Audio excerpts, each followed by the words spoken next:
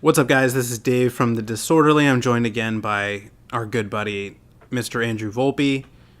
We're here to talk about the inevitable next one, whatever movie just came out. Insert name of movie. So this week, what do we got? Deadpool 2.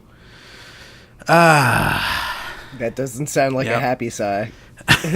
No, it's just, it's the next one. Yeah. You know what I mean? We're just in this.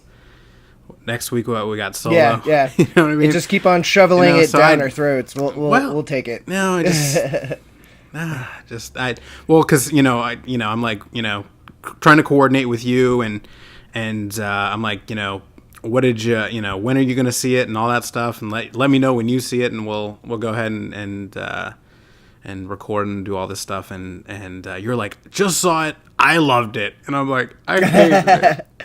It's okay. God. It's okay. I kind of figured it would be that way, but it always makes for a more interesting discussion. So, yeah, this should be good. Well, no, it's it's so funny because, I don't know, man. I don't know. And I had bad feeling, and because all you see, excuse me, I've been sick for the last 3 months, and you just. The first wave, this is like, I experience movie reviews in waves where you get these sort of nerds that have access, which basically just slurp whatever they just saw. They're pre-sold or whatever. It's like... Yeah, and I'm like, all right, well, who knows? And then, it's the funny... but this time they went above and beyond... they got me on this one. Oh, the post-credit scenes are incredible, dude. They're the best things I've ever... You will piss yourself laughing at the post-credit scene. Derp, derp, derp. And, I'm like, all right, well, maybe, it'll be great, whatever. So that's kind of the first wave. And then I usually wait for the people that don't have access, but they go to literally like the 7 p.m. showing Thursday night, like our good buddy Damon Martin, shout out, at Nerdcore Movement. Make sure you follow Damon. Go check out Nerdcore Movement. He is, and I've discussed this in the past, basically a guarantee. He's a sure thing. He is Julia Roberts in Pretty Woman. Yeah, you said he always sees the best in everything. Dude, he's gonna love you. He's gonna love you. He'll figure out a way to love whatever you're doing, and and I mean that in the nicest way possible. He really does kind of find a way to enjoy whatever for the most part. And he even was like, I don't know, not as good as the first one. And I went, my expectations just went ruh-roh. You know what I mean? Like, Damon didn't like this shit. Oh my God, we're gonna have problems. You know what I mean? So. Well, see... Yeah, no, I was already... Well, I'm always interested in your perspective because you're having to deal with the hype machine of everything all the time, so I'm sure, just like Avengers was a couple of weeks ago, like, you must have been just so fucking sick of hearing about this for 3, 4, 5 months or whatever, like... and Deadpool was tough because it's, I feel it was so incredibly overexposed... And they led the marketing around this. So Deadpool 2 spent, I think it's every week, they spent more marketing dollars than any other film. Oh, that makes sense. For like 3 to 4 weeks in a row. Yeah. And, I just, every other day, it was Celine Dion. This one is a stripper trailer. This one is this. You just were, kind of just every day it was something, man. God bless him. Like Ryan Reynolds, man, God bless you, bro. You're out there hustling. You go to Korea to do that music, right. Dressed as a unicorn show. Hey, man, props to you, and you got to do what you got to do, and I think he goes above and beyond, and you can tell he really cares. Yeah, like the marketing is probably the most genius aspect of this franchise in general, because you have a character that you can slap on any product, and it still works with the character, like even though it's selling out, like it kind of doesn't matter because it's Deadpool, if that makes any sense. Like, right, well, no, because they even kind of joked because he was doing like Stouffer sandwiches, some or something, microwave, right? Like something frozen. or other. are you selling out? Hell yeah, I am. Yeah. You know what I mean? But like, you're kind of like so overexposed that everything kind of becomes a kitschy little like in joke. Well, it's kind of like the same. It was exhausting. It's kind of like the same. The same. Though I like the movie, it definitely had problems. Like, but that's kind of the issue I think that this movie brings up. Like, just because you're making a joke about something being like lazy screenwriting or kind of kitschy or something like that, just because you admit it is, does that give you a pass on it? You know what I mean? Like, no, it makes it worse for me. It makes it worse. Because, the first Deadpool I saw, and I'm pretty cheap, and this is pre-movie pass, and I was even more destitute than I am now. I think when I watched back, what is it, 2016? Yeah, I think that's when it came out. I was so poor, so broke, and living in that basement. living in a. No, I was living in a. Oh no, this is Denver. I was out in California. Oh, okay. I don't know. I was living in like a 1-bedroom, horrible apartment with no AC, no. And to our third world listeners, I don't want to sound like I'm complaining about my horrible California apartment, but it was bad. And I think I went to see it like 3 times, which is crazy for me. Yeah. I don't do that. You know what I mean? Huh.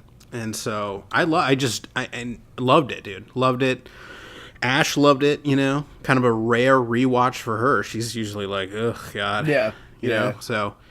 I think what I loved about the first one was how kind of jarring and original it was. Right. And you're like, whoa, this is like a superhero movie, but they're making all these, fun jokes and references, and they're breaking the fourth wall, and it's kind of, but it's also just grisly and dark, and very, kind of seedy almost at the same time. You know what I mean? Because not just funny, like laugh and joke and giggle and but just whatever, super dark, kind of dark references. Yeah. He's talking about having a baby's hand and masturbating. Right. You know what I mean? Just weird stuff. You know what I mean? So it was just wild to me. And then I feel the second one kind of, we've all kind of come to know, I've read Deadpool comics. You grew up reading Deadpool, and we've kind of known the character and things like that. But, the character of Ryan Reynolds being Deadpool and doing that stuff, that's been around for a couple of years, now. So you come into this sequel, and it just kind of hits you like, oh, yeah, like I'm watching like a cartoon or a commercial, or I'm just kind of watching a never-ending, nothing has consequence kind of stuff, just because it's it feels like, it's like being in a 90-minute boxing match with an old woman where she's just pittered in you, bop bop, little pap beep bop, and nothing really lands. Right. You know what I mean? I like Deadpool 1, you're just getting punt, overhand, right, uppercut, and this one was just oh yeah, there were a few, I'm trying to remember, you know what I mean? There were a few lines that I was like, oh, that's funny. Yeah. But there were really, I don't know. I thought there was it definitely seemed like it suffered from that a little bit from that thing, that problem like a lot of sequels have, where it's like, hey, remember that thing you thought was awesome last time? So we're going to do that, but amp it up times 10 or something. And once again, they often kind of like just purposely like comment on that and are like, oh man, hey, it's that thing again, cha, and like I think it tends to work better than it happens to a lot of movies, like it's like hangover syndrome, where you just do the same thing in the sequel, but it gets away with it a little bit more than I think a lot of other franchises would, but I think this is the last one they can do that for. Like, they really got to change it up. If they're doing another one, like, it'd probably be smart for them to just go straight into an X-Force movie, so it kind of changes the formula a little bit for the next one. but yeah, I don't know. And I wanted to say quickly, have we said any spoilers yet? Oh, because yes. we haven't really done a spoiler warning. Sure. Have we spoiled anything? I don't think so, but I didn't like them. Yeah, I didn't like it. You liked it. That's pretty much it, right? Just, yeah. So I mean, now, for sure. Spoilers now. Spoilers. You've been warned. Spoilers. But yeah, so there was like a bunch of like I will say there's some gags that I thought were fucking hilarious in it. Like the one bit where he's riding around in Professor X's wheelchair and he's like, "Where the fuck are the rest of the X-Men?" And then you just see that one shot of like, you know, all the guys from the new X-Men movies hiding in a room and Beast closing the door. Like that made me laugh a lot, I gotta admit. Did none of that connect with you? Like nothing. Well, you know, I was like, oh, that's fun. That's clever. He's riding around in the chair. You know, that's fine. I thought that stage was way too long. Yeah, there were some jokes that ran a little too long, but... You know, he's just moping around for way too long. Too much Colossus. You know what I mean? Like, he's not great. He's kind of... Yeah. You know what I mean? He's not awesome. So, I mean, you know, the highlight...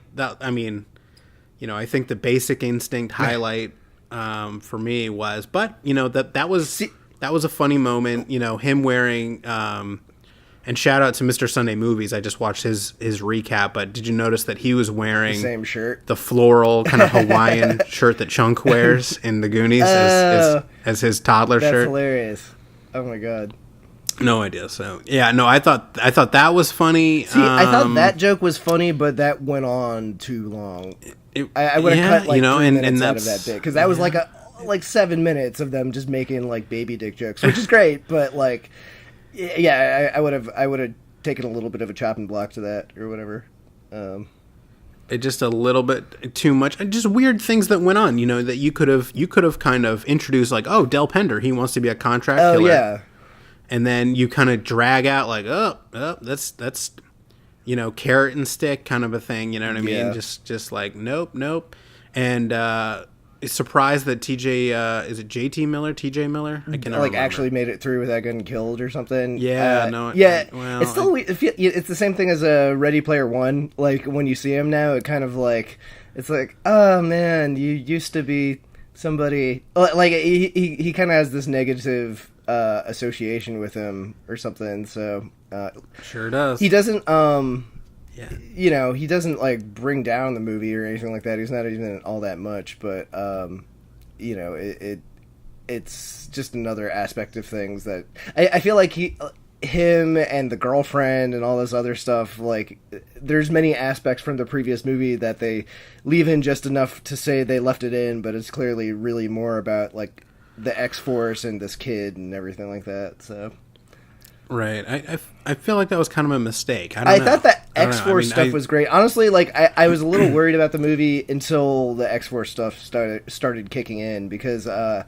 first 30 minutes, like I was not a fan of them fridging the girlfriend. Like I thought that was a cheap move, and it's cool that they undid it in the very last second or whatever. But that seems like kind of like a cliche thing to do, and it seemed dip a little bit too much into seriousness for me in the first like 20 minutes, and the whole like having a kid, children make us better thing felt kind of hallmarky.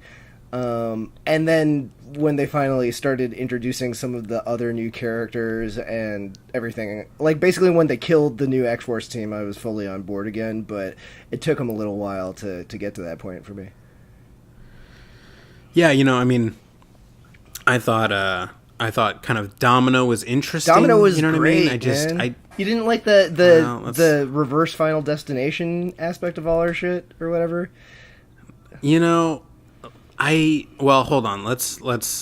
I have some problems. Okay, so the character herself I thought was great. Mm-hmm. And I was like, oh, you could build you could build around her, you could build around you know, Deadpool and Domino. You could do, you know, just basically the three of them. I think that's kind of what they should probably think about heading in that direction. I think they're going to go. But can I say, I mean, the CGI car skid battle thing where it's kind of showcasing how lucky she is was maybe the worst thing I've seen in a few really? years, dude. Like how? The CGI was terrible. Yeah, dude. I mean, I thought it was a joke. I honestly thought, are they? Is this a joke? Is this the? I honestly thought like the CGI is so bad that maybe that's part of the gag. oh, Maybe that's but I don't think. I don't think it was either. just Like, I terrible. mean, the effects were a little bit better, I think, from the last one. Wait till 2020 or 19 rolls around and this is on YouTube, and I'm gonna send it to you, and it'll. You're gonna You know what I mean? send It's- my friggin' brain computer email or something like that. Google Glass. They have. There's a scene where like a Kia Sorrento or something does like a, Fast and Furious. What do they call it? Oh, like a burn or skid. You know when what was the Tokyo drift? Yeah, where drifting. it's like Yeah. drifting or something. I'm like, this is the worst thing I've ever seen. And I honestly, I wasn't even thinking about it that much. It doesn't have to be. It has to be. I thought the effects were still a little bit better than the last Deadpool, and like the thing is, like, they don't have to be like super realistic. If it's in the ballpark, I'm sold. Like, Juggernaut was. I thought the effects were good, but like he clearly wasn't real. Same thing with Colossus. It felt like they put a little bit more money into it than last time, but it didn't feel like they were like Fox was dumping $1 billion into it. It doesn't feel like the budget was exponentially higher than the last one. No. Which was kind of nice. I'm No. glad it wasn't like they're fighting giant monsters or something like. I'm glad it was still somewhat grounded in like a smaller battle or something. I'm getting sick of all this epic Marvel shit after a while. But it just looked bad, and they even go like CGI fight coming up, big CGI fight. He even makes a little joke, and you're like, ugh. Hey, two blurry, kind of crappy CGI characters fighting each other. Yeah. I was like, oh, you know what? It looks like Fox went, hey, we're gonna be bought by a company here pretty soon.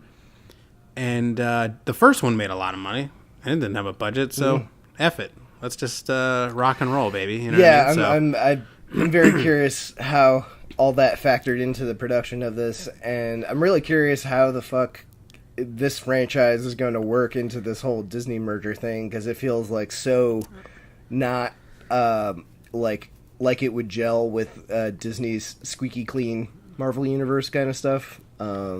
So Yeah, no, it won't at all, because you're not going to have Spider-Man Homecoming right. hanging out with Deadpool. Yeah, you know what I mean? yeah. So you're gonna have to invent the dark universe sort of a thing, where Venom is hanging out and Deadpool's hanging out, and you kind of have, you have your A squad in this universe, and then you got kind of the smaller players that are.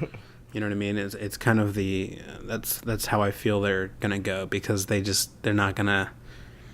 You risk kind of damaging one or both of them, having them kind of have to play together. Yeah, I totally agree, and I mean, part of me still wishes that they just stay separate, because I thought that was so much cleaner. Like, I feel like the idea of mutants existing in the superhero world, like, kind of diminishes the cool factor of being a superhero, because it's like, oh, cool, you can fly, so can, like, 1% of the population, you're not that special or whatever. But yeah, I don't know. I'll be interested to see how all that plays out. I'm sure there'll be some sort of like,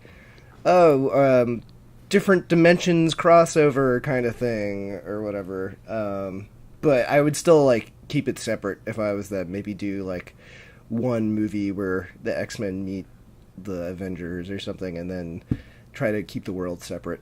But that's just me. So what did you think of TRT Josh Brolin? I thought he was good. I thought the character was kind of a little bit just there. That's kind of what I was expecting, though. Like, I wasn't expecting them to go that much into his backstory or anything like that. He's just... They sure didn't. he's more or less just a plot device, and he's just there to be the Terminator threat, basically. But, Right. So, yeah, no, you've basically got a guy we don't care about doing something that we don't really care about, stopping a person we don't care about to save people we don't care about. But children are our future, Dave. Don't you see? Well, so what happened to the future? I would have loved to know. What did he do? What did the fat kid do?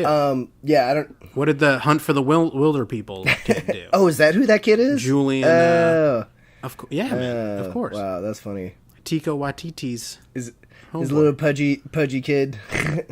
Yeah, he's just getting bigger. Yeah, Jesus, he definitely had when he was waddling around in that jumpsuit. It was not flattering for him. That was bad. And then I've been watching a bunch of the cast interviews, and they'll have him like I don't know, I can't remember who they had. I think they had him hooked up with like Zazie Beetz. Oh is that her name? Yeah, her.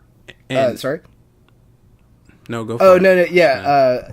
I friggin' love her on Atlanta and everything like that. But yeah, sorry, didn't mean to interrupt. What were you saying? Well, I was gonna say if you wanted to make someone look worse, just put whoever next to her. Yeah, put the most beautiful person next to the pudgy little kid. Yeah. So he's like I don't know. I mean, he doesn't look small. He's not. Yeah. You know they probably were like, yeah. Gain another 20 pounds, kid. We really need to up the fat factor here or something. I think he should see a physician. Yeah. And I'm saying that as a former fat kid and a present fat man. That he should think about something and have some tests done. Yeah. And I mean that in the nicest way possible. He'll get famous and then like isn't it all the child actors who are super tubby always end up being like super ripped by the time they're in their 20s or 30s? The little kid from Jerry Maguire became like an MMA fighter. Really? Who's like, oh yeah, I've seen pictures of him. It's weird to see him all like tatted up and shit, but yeah. This really took a weird. Yeah, I don't know why. Get talking about the Jerry Maguire kid. What were we talking about? Yeah, Cable? So we were talking about the character.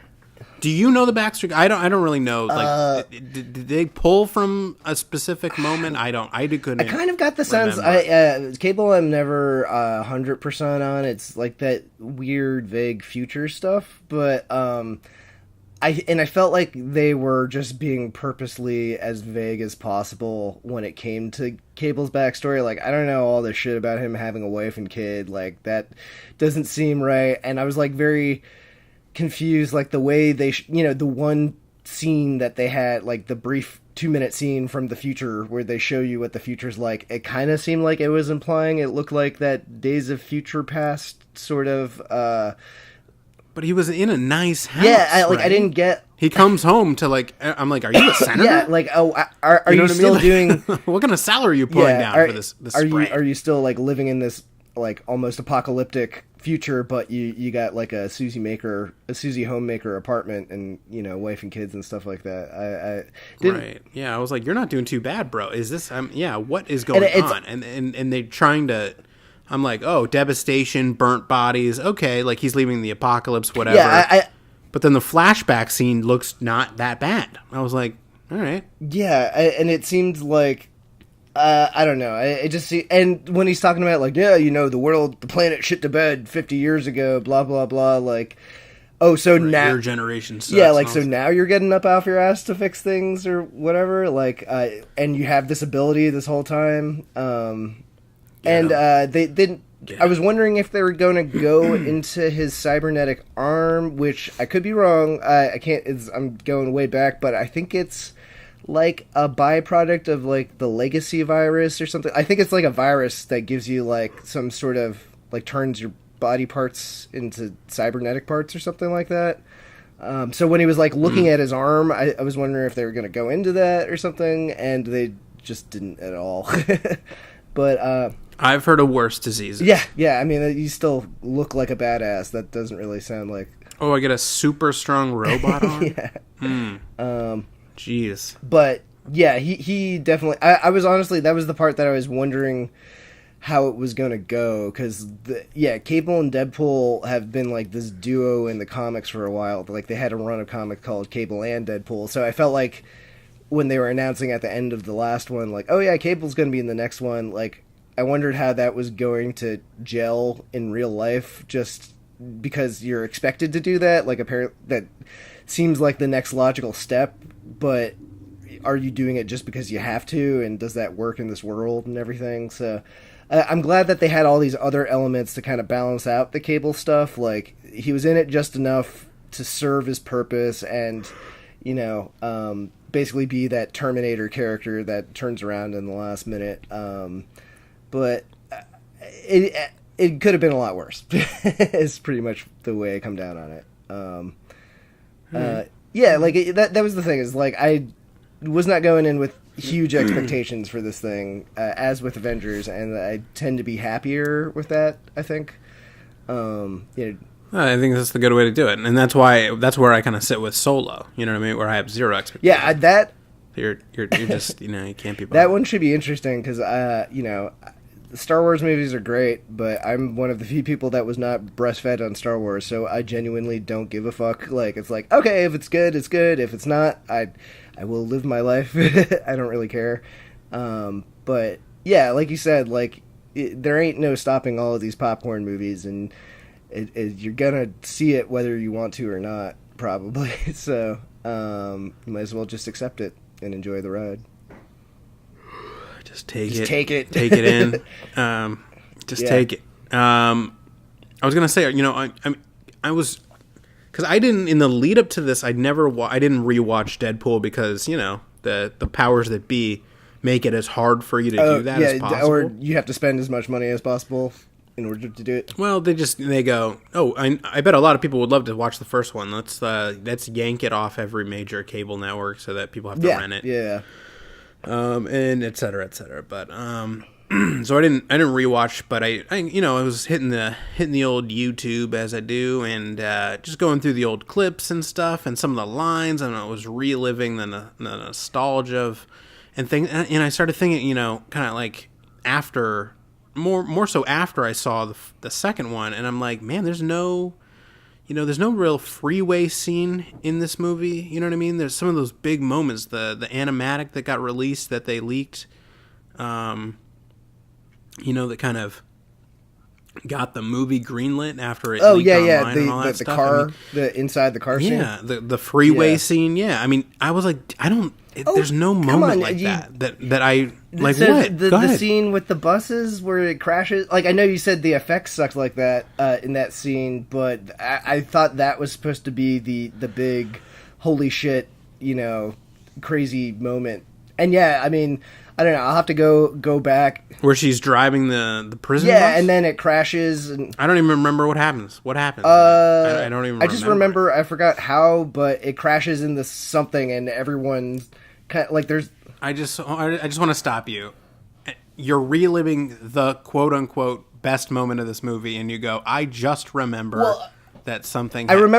I can't remember how they end up crashing. It's like the brakes don't work. It was great, right? It was because it was so great. Yeah, no, like literally, like I think it was good. Like the brakes were cut, and I remember I liked that scene a lot because of the domino stuff in it, and you know, there's like a lot of different things going on, and you have the anticipation of them finally showing Juggernaut. Like, that seemed to me at least to be where most of the wow factor was supposed to be in this movie. Like, like the ending I think didn't have as strong of a, you know, effects and holy shit moments or whatever towards the end.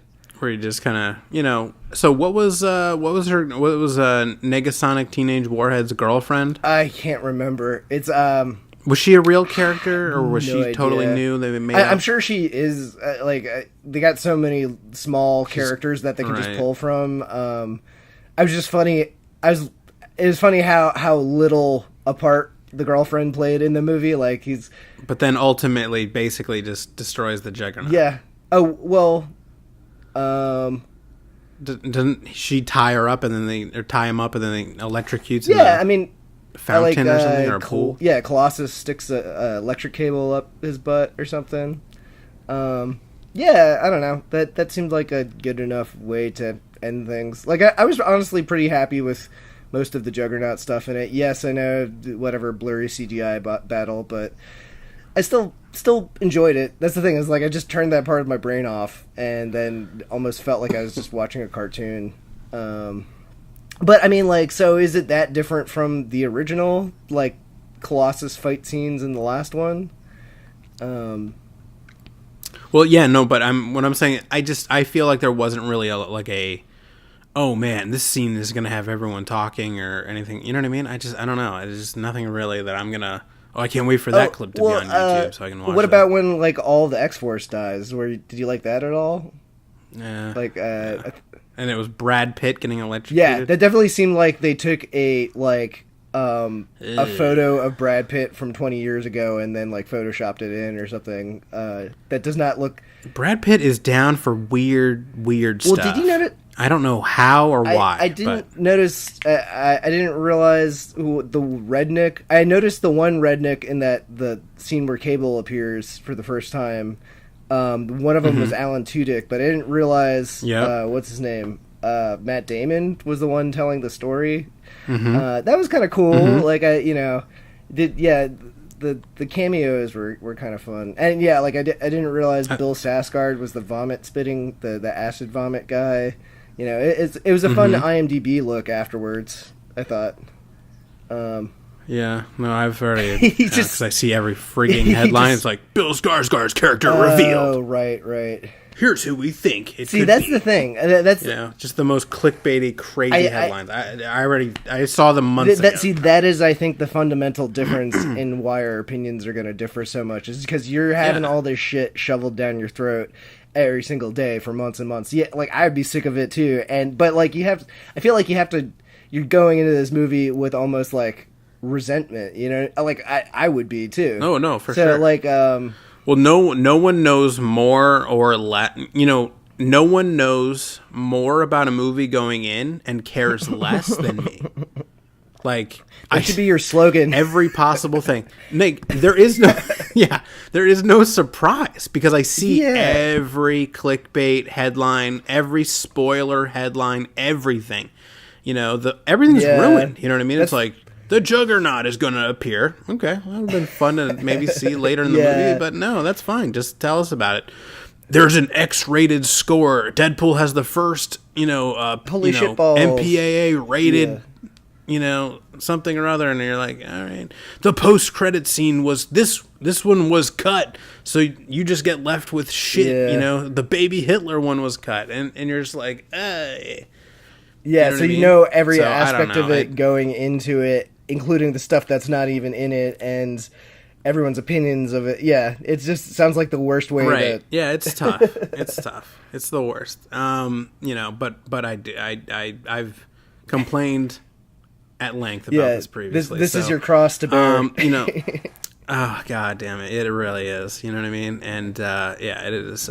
It continues to be brutal. So, I just wanted to talk about the post-credit scenes a little bit, and then we'll kind of get out of here. But, super incredibly hyped. Yeah. And then just did nothing for me. That was one thing I kind of, I wasn't trying to do too much research on this one, but, like, just through the grapevine, it's kind of hard to avoid. Like, oh, yeah, the post-credit scenes are amazing. I thought they were fun, I'm glad, that, like, the progressive... There seemed to be a theme of, like, let's undo all of the mistakes we did, including killing off the girlfriend in this one. Like, I do hope that sticks, because them killing off the girlfriend in this one felt like... I don't know, that pisses me off when it's, like, the entire... in the first one, it's kind of like in Aliens, where the entire point of Aliens is to save Newt, and then when Alien 3 came out, it's like, in the first 2 minutes, it's like, oh, she died in between movies, surprise. Like, it kind of diminishes the first one a little bit if you kind of, like, suddenly take away the purpose of it. So I was glad they undid that. That was fun. And then, the Green Lantern stuff and the actual clips from X-Men Origin Wolverine, like, I got some good laughs out of that. I feel like, okay, you commented on it, it's done. Like, you don't need to make any more Green Lantern old Deadpool jokes after this or whatever. And I was a little pissed off that there was no final ending credits tag. Like, I wish they had something instead of the baby Hitler one. Right. Well, there was an audible moan of disappointment from my entire when it just theater. said 15,000 jobs were created by this. Yeah. Hold on. All right. So that came up, but then, it got down and they started playing the song, the Juggernaut song, which is what got them the MPAA, whatever, restricted parental, whatever. Oh, really? Whatever. And it was like, yeah, because it was the Juggernaut song is like, holy shit. Yeah, holy shit, balls. Something like that. Something like that, sung by, a choir. Yeah. And then that's it. And then, my theater the screen just goes dark and then starts shrinking back in. And everyone who had stayed, which was the majority of the theater, literally went, yeah, same here. All in unison. And then stood up and left. And I was like, wow. And that movie was 2+ hours or whatever, you know what I mean? So, yeah, I mean, that is a little bit of a... it helps to have, like, something. I was trying to remember... I guess Infinity War didn't have anything at the very, very end either. But I feel like that was more intentional. This felt like I assume... It seemed like that baby Hitler joke was supposed to be the tag at the very end, and then I guess they got nervous and dropped it at the last minute or something. Well, I saw more headlines, back to the headlines, that, like, they were changing jokes up until the last week before they were out, blah, blah, blah. Give me baby Hitler, dude. We're ready for baby Hitler. I don't get what the issue is. I guess maybe killing babies or something, but bleh. So sensitive. Yeah. But... Just do it. Yeah, dude. but it was funny. I liked it. But it was a little overhyped, I think, in the very end. Right. Any final thoughts? I'm going through my notes here. I wrote, let's see, nothing. Yeah, no. We missed Tim Miller. That's see, I was curious. That was one thing I meant to bring up was. Do you think Tim Miller's absence contributed to this one not working for you as much? Because wasn't it him and Reynolds were fighting all the time on the last one? And I assume on this one, the John Wick guy just kind of did whatever. I was wondering how much influence Ryan Reynolds had on this one, like, or if it was like, the director was mostly there for the stunt stuff, but it almost was like more of a Ryan Reynolds baby or something. Oh, yeah, no, I think Tim Miller was like, yeah, you should probably do this or do that, and he was like, nope, this is my... Fuck yourself, I'm Ryan Reynolds. This is my thing, so, and I'm just, I applaud Ryan Reynolds, but I was just tired, man. Tired of watching, and, Ryan Reynolds is exhausted. Yeah, it seemed a little bit like, he didn't have anyone to put him on a leash a little bit to rein him in. Like he had a little bit too much. Like, oh, I'm gonna ham it up. Like when his fake death scene at the end, like that felt like that went on a little bit too long too. Even though that was the gag, but that felt like, no one's there to say no to Reynolds, basically. Yeah, I'm more mean, because I watched. I don't know how many interviews, how many this, how many that. He did Colbert, he did this, he did that. BBC One radio. I mean, just all the, and Ryan Reynolds. He's you couldn't, and it just annoys me when they kind of won't break character. Yeah. And Ryan Reynolds promoting Deadpool or really almost anything, he will not just, just chill out and answer questions like a human being. Just can you do you just, always have to be on? He's always on. Right, just please, can you just answer questions without some insane cutesy remark about this or that, or just everything is kind of like. Well, it sucks because it's like it exhausted me, dude, over and over again. Just all the junket interviews, everything. He's just on the whole time, and I'm like, man, just. He's always had a little bit of that in his life. Like that's kind of why it seemed like he was the perfect person to play Deadpool, because he's got a little bit of that sarcastic asshole that you love quality to him in real life. It just screams that you're a sociopath. Like it definitely does or something, seem though, like what I mean? Now it's like now that you're playing this character, it gives you the right to just give into your ego and just be the biggest asshole ever or something. So yeah, that's a little annoying. I'm hoping, I'm hoping in general, like, things get reined in after this a little bit. It would be nice. But I feel like that's not going to be the case. I feel like it's going to be the opposite, and it's going to be like more Deadpool everything. But after that, I feel like if they keep on that path, he'll be overexposed, and people will get a little bit of Deadpool fatigue. But who the fuck knows? I could be wrong. I'm fatigued as hell. I can't, fatigued, you know what with I mean? Life, my friend. I'm brutal, man. I'm so looking forward to a relaxing little gap here, as we wind down and into the, pushing through the summer, but, I don't, and just kind of relax and enjoy our book, The Meg, before that comes out. That's not going to be the high point of my summer. I'm like so... Every time I see pictures from that fucking movie, I'm just like, I wish I hadn't committed to reading the book. Like, I don't know, the book might be good. I mean, how are you far into the Meg? I have not even touched it. My have God. You started reading it? No, of course not. Of course not. I'm gonna blast through it. I'm gonna start it soon. We got like 3 months left, and there is so much shit. Like, and I do mean shit. Between then and now, like, I was looking at the summer movies because I was thinking, I was like, aside from Solo, I don't really know, can't think of that many things that are like, oh geez, this is gonna be the big summer movie. And I was just going through the list, and it seems like there's just a lot of crap. And I was just like, oh, this will be fun to review with Dave or something. But the only thing I'm like really sticking out to me, looking forward to, is I'm really jazzed about that movie Hereditary that's coming out in June. Oh. Ooh, is that? That's not. No, that's not a book. It's just I got a big. I'm a big fan of indie horror movies, and that looks like the next Babadook or something like that. So. Well, so what is Homeboy up to? He is doing, The Lighthouse, right, or something, and it's all in black and white. Who is Homeboy? What is? Oh, is this the guy that did The Witch or whatever?